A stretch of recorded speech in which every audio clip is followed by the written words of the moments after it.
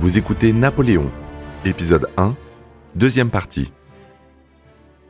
Une part du génie de Napoléon est liée à sa capacité à exploiter ses victoires. En même temps qu'il se battait, il était également conscient qu'il lui fallait cultiver son image à travers les rapports et les dépêches qu'il écrivait sur le terrain et envoyait à Paris. Il va multiplier les bulletins qui deviendront les bulletins de la Grande Armée. Jérémie Benoît, historien de l'art. Grâce auquel il va déjà écrire effectivement sa légende en dehors des victoires elles-mêmes. Exagérer les pertes de l'ennemi est une technique dont il s'est servi de façon très efficace. En cas de retournement de situation, il omettait simplement certains détails et insistait sur l'héroïsme de ses hommes. Après Lodi, Napoléon marche sur Milan et voit la ville lui ouvrir ses portes. La plupart des officiers et des soldats qui passent sous l'étroite arche de la Porta Romana sont vêtus de haillons. Mais ils n'en sont pas moins accueillis en libérateurs. Mais la confiance qui régnait au sein de la population italienne est mise à mal quand Bonaparte lâche ses hommes affamés, victorieux et en manque de femmes sur les citoyens sans méfiance. Bonaparte crée plusieurs républiques pour stabiliser la région à long terme. Toutes les révoltes qui éclatent après son départ, comme à Milan et Pavie, sont réprimées avec brutalité. Les Français continuent à poursuivre l'armée autrichienne qui se retire. Ils prennent les villes qui se trouvent sur leur chemin et assiègent finalement la dernière grande cité de Lombardie, Mantoue. Cette forteresse, très bien protégée, est le quartier général des forces autrichiennes. Mais le siège n'est pas terminé quand Bonaparte reçoit l'ordre d'avancer vers le centre et le sud de l'Italie. D'abord à Milan, puis dans les duchés de Parme et de Modène, Bonaparte impose une clause de contribution de guerre, en argent et œuvres d'art de grande valeur, en préalable à toute négociation d'un armistice. À la tête du commandement de l'armée d'Italie, il fait merveille comme chef de guerre. L'une après l'autre, Gênes, Parme, Modène, la Toscane et Rome tombent sous ses offensives. Des trains ramènent le butin de guerre, l'or, l'argent, les bijoux et les œuvres d'art à travers les Alpes avant d'arriver à Paris.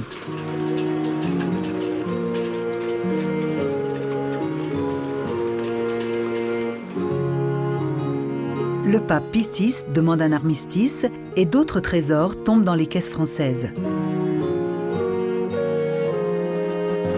Du matériel et des canons sont envoyés à Mantoue pour soutenir le siège. Fin juin, Beaulieu est remplacé par le général autrichien Wurmser et 25 000 hommes arrivent en provenance du Rhin. Wurmser lance la première de ses 4 tentatives en l'espace de 6 mois pour délivrer Mantoue et reprendre le contrôle du nord de l'Italie. Vérone tombe aux mains autrichiennes en juillet. Pour éviter un effondrement complet des positions françaises trop étendues, Bonaparte doit absolument arrêter les bataillons de Wurmser. Il déplace rapidement ses troupes et les concentre à des endroits critiques. En quelques jours de campagne acharnée, Napoléon balaie les forces austro-sardes à Lonato, attaque et prend Castiglione, et enfin reprend Vérone, forçant Wurmser épuisé et défait à battre en retraite. Les Français sont encore vainqueurs à Rovereto le 4 septembre et à Bassano le 8. En novembre, épaulés par des renforts venus du nord, les Autrichiens lancent une nouvelle offensive pour mettre fin au siège de Mantoue. À Caldiero, ils infligent aux Français un des rares revers tactiques qu'ils vont essuyer et forcent Bonaparte à se retirer à Vérone.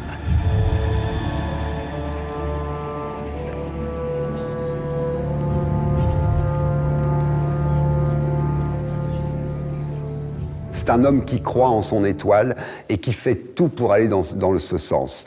C'est un homme qui ne se pose pas de questions, qui n'a pas de cas de conscience. Donc c'est un homme qui se laisse aller à ses instincts d'une certaine façon. Bonaparte ne dispose plus que de 13 000 hommes. Il lui a fallu battre en retraite et abandonner le blocus qu'il exerçait autour de Mantoue. Mais les Autrichiens ne tirent aucun avantage de leur victoire, ce qui décide le général français à repartir à l'attaque. Bonaparte sent que c'est le moment de porter le coup décisif. Ses hommes sont prêts à mourir pour lui et tombent sur l'armée ennemie à l'est de Vérone. C'est là qu'a lieu la fameuse bataille d'Arcole.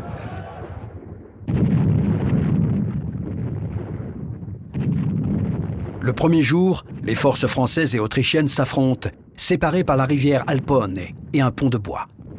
Tous ceux qui, du côté français, tentent de traverser le pont tombent sous le feu des canons postés sur la rive opposée.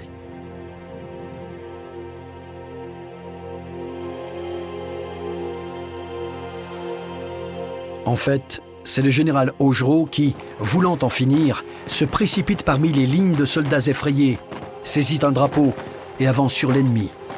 Mais la réplique est si forte qu'il est obligé de revenir à son point de départ. Voyant cela, Bonaparte avance, prend le drapeau et répète ce geste héroïque. Quand les Autrichiens ouvrent le feu, il est entraîné à l'écart du champ de bataille par ses hommes. Il a la chance de pouvoir s'échapper sans être blessé, alors que plusieurs de ceux qui l'accompagnent sont touchés ou tués.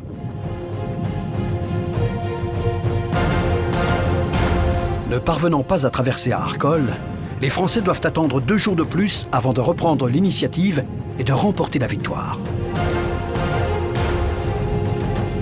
Napoléon inflige une défaite décisive aux Autrichiens lors de la bataille de Rivoli. Et le 2 février 1797, ceux-ci se voient obligés de capituler à Mantoue.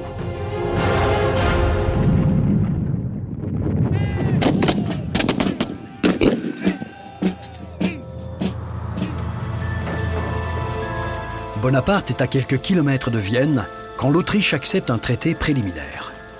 Il outrepasse ses pouvoirs en négociant la paix de Léoben, et le Directoire, dont l'autorité est affaiblie, hésite à l'en empêcher. Le gouvernement est si faible qu'il laisse porte ouverte à tous les excès. Alors on a toujours les Jacobins les plus extrémistes qui s'agitent sur la gauche du gouvernement, et de même qu'à droite, on a un retour également des royalistes. Il passe les mois suivants à établir des républiques en Italie. C'est plus une stratégie militaire qu'un processus idéologique, mais ce processus va faire de lui l'un des fondateurs de l'unité italienne. Le traité de Campo Formio avec l'Autriche conclut victorieusement la campagne d'Italie et marque l'éclatement de la première coalition. Napoléon a beaucoup appris en Italie. À présent, il croit fermement en son destin et déclarera « Nous avons noyé la honte de la Révolution dans les flots de la gloire ».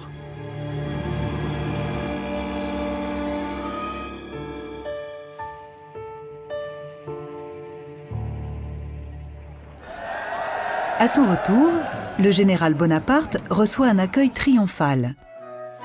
Un banquet est organisé en son honneur dans la grande galerie du Louvre.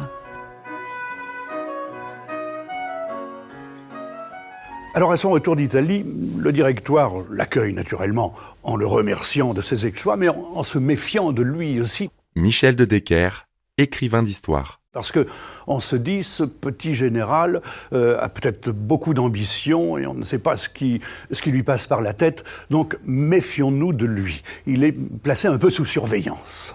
Le Directoire, craignant à juste titre que Bonaparte utilise l'armée et le soutien populaire pour s'emparer du pouvoir, s'arrange pour l'envoyer de nouveau en mission. Il est nommé général en chef de l'armée d'Angleterre et reçoit l'ordre d'attaquer les îles britanniques. L'Angleterre est le principal ennemi de la France. C'est elle qui tient le commerce mondial et qui tient également le crédit avec lequel elle prête de l'argent à tous les États de l'Europe. Ce à quoi veut s'opposer la France. Alors c'est la France royale depuis Louis XIV, aussi bien que la France de Napoléon. Jérémie Benoît, historien de l'art. Il n'y a pas eu là de révolution du tout dans la politique française. C'est une vieille tradition, donc, de lutter contre l'Angleterre. Napoléon émet une autre proposition. Il s'agit d'affaiblir l'Angleterre en s'emparant de l'Égypte. Le contrôle de l'Égypte permettrait de réduire la distance qui sépare la France des Indes et de leurs richesses, alors sous contrôle britannique. Les Anglais suivent toujours le trajet le plus long, en passant par l'Afrique du Sud. En ayant un pied en Égypte, les Français pourraient raccourcir la route des Indes. Avec l'aide de Talleyrand, alors ministre des Affaires étrangères, Bonaparte persuade le Directoire de choisir un autre théâtre d'opération et de quitter la Manche pour aller vers l'Orient. On va essayer de s'en prendre aux Anglais, mais en Égypte, qu'ils occupent. Et puis on va essayer par la même occasion de libérer le blocus sur la Méditerranée. Si bien que Bonaparte est nommé à la tête de cette armée d'Égypte, et il s'en va là-bas avec des milliers et des milliers d'hommes, mais aussi il a l'intelligence d'emmener avec lui des savants, des mathématiciens, des dessinateurs, qui vont faire des relevés, des croquis, qui vont étudier un petit peu la civilisation égyptienne. La traversée de la Méditerranée commence le 19 mai 1798. Bonaparte emmène avec lui 34 000 fantassins et 16 000 marins. À cela s'ajoute le soutien de civils, au nombre de 1000, et une commission de 167 membres chargée d'effectuer des recherches scientifiques et archéologiques. La flotte, comprenant près de 400 bateaux, navires de guerre, frégates et vaisseaux marchands, couvre une surface de 3 à 5 km² sur la mer. L'amiral anglais Horatio Nelson ne tarde pas à donner l'ordre de localiser et de détruire la flotte française. Bonaparte fait une première escale dans une île d'importance stratégique, Malte. Comme il l'a déjà fait en Italie, il établit un gouvernement provisoire, confisque les trésors et les stocks d'armes et repart pour l'étape suivante, Alexandrie en Égypte. La côte africaine est en vue 13 jours plus tard, le 1er juillet. Craignant de voir surgir à l'horizon à tout moment la flotte de Nelson, Bonaparte se hâte d'accoster dans la baie d'Aboukir, malgré le mauvais temps. Ses hommes sont épuisés et manquent désespérément d'eau. Mais le général ne leur laisse aucun répit. Au matin, il prend le contrôle d'Alexandrie en expliquant aux Turcs que la France est leur alliée et qu'elle vient libérer l'Égypte de l'oppression des Mamelouks. Bien que l'Égypte fasse partie de l'Empire ottoman, ce qui en fait une province turque, elle est gouvernée par les Mamelouks, une caste guerrière d'anciens esclaves qui ont renversé les sultans égyptiens au XIIe siècle. La déclaration d'alliance avec la Turquie de Bonaparte n'est qu'en partie vraie.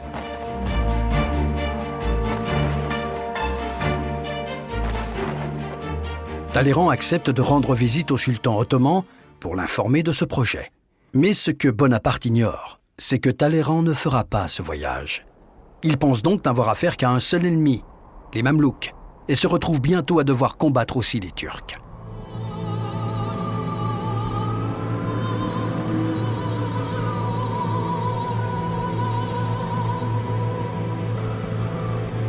Bonaparte avance sur le Caire, mais il est évident que ses troupes ne sont pas préparées à affronter le désert. Beaucoup d'hommes meurent de soif à peine sortis d'Alexandrie.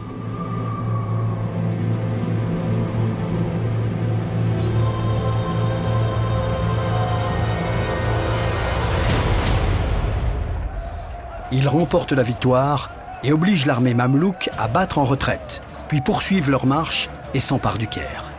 Mais à partir de là, la campagne tourne au désastre.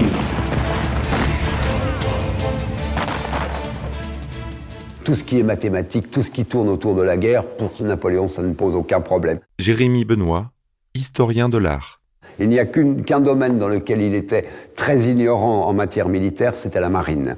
Et malheureusement, c'est peut-être sur la marine qu'il aurait dû axer ses efforts pour vaincre l'Angleterre. Une semaine plus tard, la flotte de Nelson arrive dans la baie d'Aboukir, où les navires français sont encore à l'ancre et lancent une attaque surprise. L'amiral français, Bruès, a disposé ses navires de guerre sur une ligne de 2 km de long. 500 canons sont dirigés vers le large. Mais ils sont éloignés de la terre et plusieurs navires de Nelson en profitent pour prendre position sur la côte. La bataille du Nil fait rage sans interruption pendant 24 heures.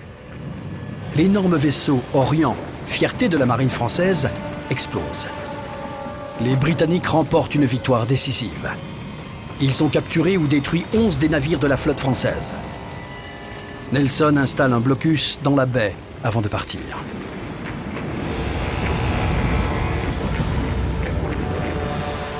Les Français sont bloqués, ils ne peuvent plus rentrer chez eux. En octobre, Bonaparte réprime avec succès une révolte de la population du Caire. Sur son ordre, les Arabes sont repoussés dans le désert et l'artillerie investit la mosquée de la ville où s'étaient retranchés les insurgés. Les relations d'amitié avec l'Empire ottoman, qui duraient depuis longtemps, prennent fin. La politique expansionniste de Napoléon Bonaparte force la Turquie à déclarer la guerre à la France. Quand le général apprend que l'armée turque s'apprête à envahir l'Égypte avec le soutien de la Russie et de l'Angleterre, il décide de la détourner vers la Syrie.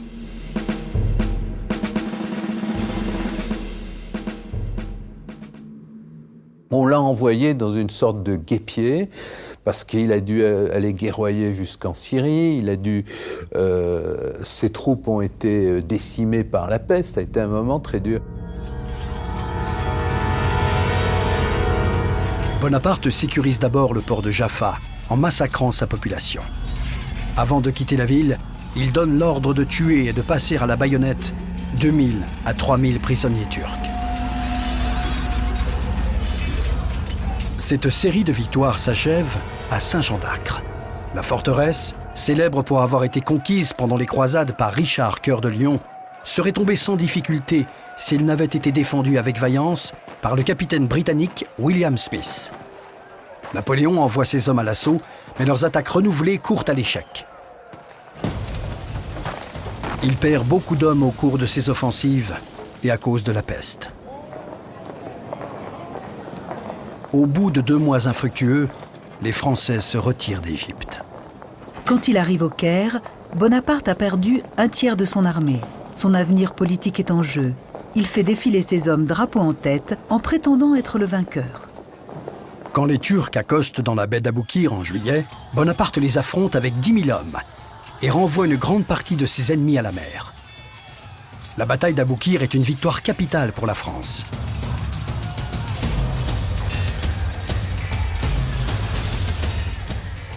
Bonaparte apprend que la France est de nouveau en guerre. Les Russes n'ont pas accepté la prise de Malte.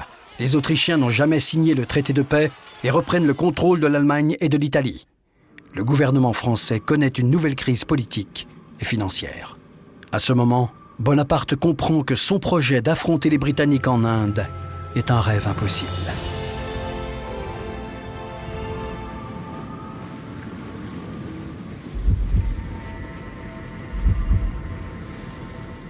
Il se sent un petit peu pris de panique, si bien qu'il va déléguer tous les pouvoirs à Kléber, en Égypte, et il va partir, mais véritablement presque comme un malpropre, c'est-à-dire discrètement, il va traverser la Méditerranée au risque de se faire éperonner par la flotte britannique, et il rejoint la Corse, et de là il rejoint la France, abandonnant un peu quand même son armée en Égypte.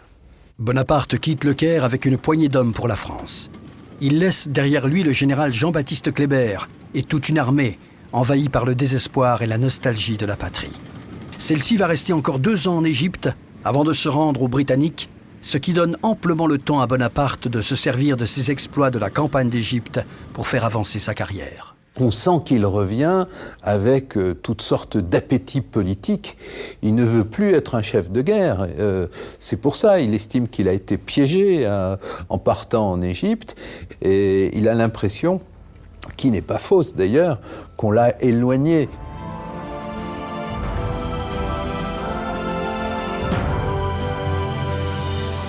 Bonaparte est reçu très fraîchement par les membres du Directoire, à l'exception de Barras et de Sieyès, qui, désireux de s'assurer son soutien, courtisent tous deux le jeune général. Barras est un noble d'Ancien Régime, il est vicomte, le vicomte de Barras. C'est un homme qui a connu le XVIIIe siècle facile de cette noblesse justement du règne de Louis XVI. C'est un homme qui aime briller, qui aime être entouré de femmes. C'est un homme extrêmement intelligent mais un peu dilettante, si j'ose dire. Barras a des aspirations loyalistes et espère restaurer les Bourbons sur le trône de France. Et à l'opposé, vous avez Sieyès. Alors Sieyès, lui, c'est quelque chose de beaucoup plus compliqué, c'est un déclassé social, un abbé, mais qui en fait ne croit absolument pas en Dieu. C'est le déclassé qui tire les ficelles dans l'ombre. Bonaparte possède à présent un immense pouvoir politique et militaire. Il a également amassé une grande fortune. Il possède tous les éléments pour fomenter le coup d'État du 18 Brumaire. Le Directoire est remplacé par le consulat. Le pouvoir exécutif est maintenant assuré par 3 consuls élus. Donc, d'une part, il y a d'abord Bonaparte, qui est le premier consul et qui détient véritablement le pouvoir. Ensuite, 2 autres consuls qui seront Cambacérès et Lebrun, 2e et 3e consuls, donc, qui en fait plutôt un rôle de représentation. Bonaparte se fait nommer premier consul. Le pouvoir parlementaire et militaire repose à présent entièrement entre ses mains. Pour mettre un terme au chaos qui règne en France, il veut instaurer un gouvernement républicain centralisé et autoritaire. Lui qui avait consacré la première partie de sa vie à lutter contre la tyrannie va finir par se sacrer lui-même empereur. Quelle ironie.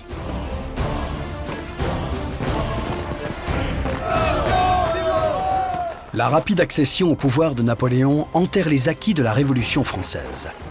Son ambition insatiable va d'abord devenir son atout majeur, puis son plus grand handicap. Il va permettre à la France d'atteindre une puissance qu'elle n'a encore jamais connue, puis la mettre à genoux quand son génie et son ego l'entraîneront trop loin et lui feront perdre le contrôle des événements. Enfin, quand son empire s'effondrera autour de lui, il tournera son regard vers les sommets de la postérité. Continuer à vivre au-delà de lui-même, c'est pour lui le symbole ultime de la grandeur et la raison pour laquelle sa quête de gloire ne peut avoir de fin. Vous venez d'écouter Roi de France. Si vous avez aimé ce podcast, vous pouvez vous abonner sur votre plateforme de podcast préférée et suivre Initial Studio sur les réseaux sociaux. Roi de France est un podcast coproduit par Initial Studio et Merapi, adapté de la série documentaire audiovisuelle éponyme produite par Merapi. Cet épisode a été écrit par Thierry Bruand et Dominique Mougenot. Il a été réalisé par Dominique Mougenot. Production exécutive du podcast, Initial Studio. Production éditoriale, Sarah Koskiewicz et Mandy Lebourg, assistée de Sidonie Cotier. Montage, Johanna Lalonde, avec la voix de Morgane Perret.